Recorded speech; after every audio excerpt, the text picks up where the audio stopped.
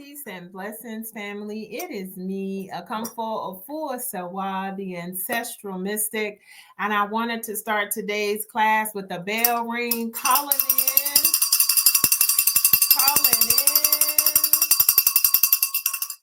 in all of our ancestors and our spirit guides just to be with us today. I have had a very full and blessed weekend. So much has been happening. I spent a power packed day or last 2 days with my spiritual community. We were doing work on behalf of the nation, doing work on behalf of ourselves and our families.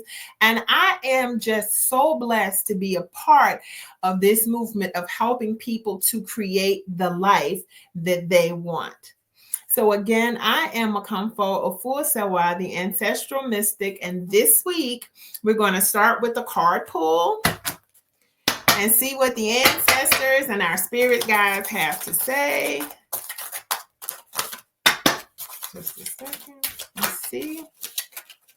Hey, we got some jumpers. Okay. 3 cards jumped out today. Let's see what spirit is saying to us. Okay. The first card, Nia Onim, he who does not know. Nia Onim, he who does not know. I hope you can see the card well. A symbol of lifelong learning. Spirit is saying with this that education and quest for knowledge are important. Commit yourself to lifelong learning, not only in the academic sense, but in the sense of knowing yourself and understanding the cosmos. What new skills can you learn? Stay curious about the world and stay curious about yourself. Nia Onim.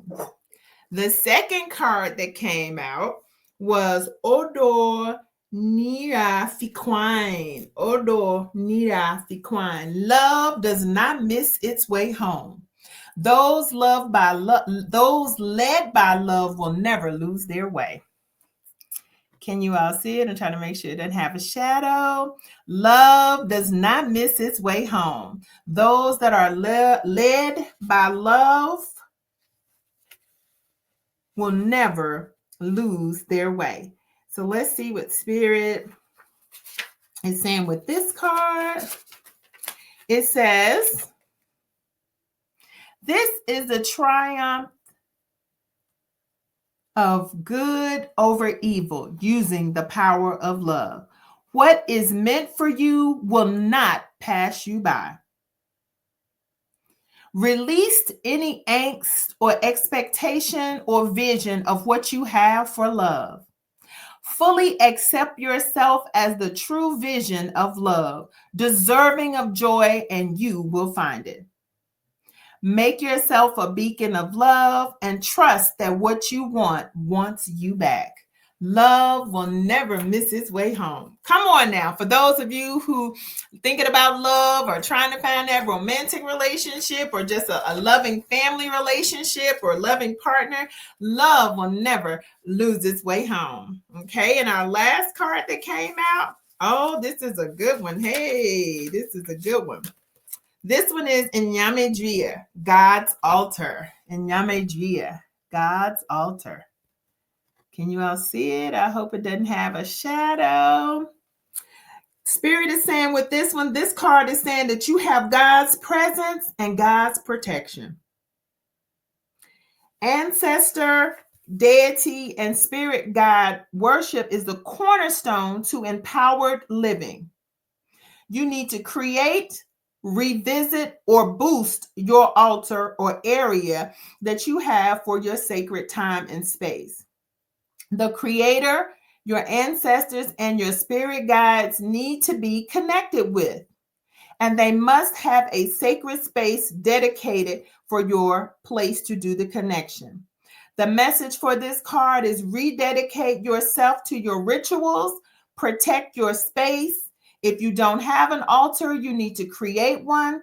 If you do, you need to maintain that altar. Inyame Dria. These were the 3 cards that jumped out. And I think they were all very powerful. I hope you can see them. Again, that was a great message. And let's jump right into our weekly lesson.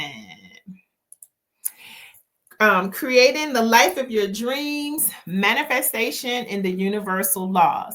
So last week, we did the law of vibration, and someone asked in the comments, how do you apply or talk more about applying the law of vibration to relationships? So what I wanted to quickly say about that before we dive into week 6 is that in your relationships, the energy that you emit attracts similar energy in others. So if you're having a bad day or you're negative, you're going to emit that and then attract a similar energy. But if you vibrate on a frequency of love, kindness, and positivity, you naturally attract that same kind of relationship and reflect or attract those same kinds of qualities. Toxic relationships or negative untoward relationships often stem from low vibrations. If you are functioning in fear, insecurity, or negativity, those things will attract that same thing to you. So if you're vibrating there, that's exactly what you're going to continue to pull back towards you, that same vibration of negativity and insecurity. So raising your vibration can help you to attract more healthier, loving, and fulfilling connections. So that's a quick wrap up on how to apply last week's lesson, the law of vibration, to your relationship. And now we're going to jump right into week 6, the law of cause and effect. The law of cause and effect states that in every action, there's a corresponding reaction or effect. This universal law is fundamental to both our physical reality, all of our human experiences. And what I mean by that is that what you put out into the world, whether it's your thought, your actions, your words, will eventually return to you in some form.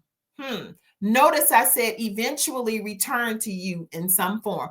It may not be instant. Sometimes we think, oh, you're going to get it. Karma is going to come back immediately. No, but eventually all of your words, thoughts, and actions eventually come back to you in some kind of form through the universal law of cause and effect. So what you want to remember, or the key principles you want to remember about that concept is every action produces a result. Whether positive or negative, every thought, word, and action sets in motion a force that creates another outcome that matches that. In other words, my grandma used to say, you reap what you sow. The energy and effort you put into something or into life determines what you're going to receive back. So good intentions often lead to success. Negative intentions, undesired or unpositive intentions lead to undesirable results. You cannot have a cause without an effect. So success, failure, happiness, or suffering, they don't happen by chance. They are the result of a past cause, whether immediate or long term. So guess what? Small causes can lead to big effects. Sometimes small decisions, small actions, small thoughts, small words lead to significant life changes over time. So mind what you're thinking, what you're saying, and what you're doing, because it's impacting your life in a very big way across the board. So how do we apply this to our life? So let's talk about success and wealth. Persistence, good decision making can often lead to career growth, financial stability. That's the effect. Procrastination, poor financial choices can also lead to affect struggle, instability. Let's talk about relationships. Cause, showing love, kindness, and respect create strong, positive relationships. Neglect, dishonesty, negativity, negative behavior can or may lead to broken and toxic connections. Let's talk about your personal growth and well-being. Positive thoughts, healthy habits, and continuous learning lead to your own personal development. While negative self-talk, unhealthy routines, and resistance to change results in your stagnation. So let's be mindful of our action because every decision you make contributes to your future. So choose wisely. Take responsibility. Stop blaming external factors. Something is happening to me. Somebody's doing something to me. Somebody else. No. Recognize how your past actions, thoughts, and words have shaped your present and adjust yourself accordingly. Be intentional. That was a huge word this weekend. Be intentional. Set clear goals and make meaningful steps towards them or accomplishing them, knowing that your effort will yield your results. Also, give or put out what you want to receive. If you want love, give love. If you want success, work at it and be diligent. If you want happiness, spread positivity. Again, I am your professor here at Helman Talk, TikTok University, the Ancestral Mystic, Nana Akamfoa Fuasewa. Have a wonderful week and be blessed. And I will see you all next week for week 7. Peace.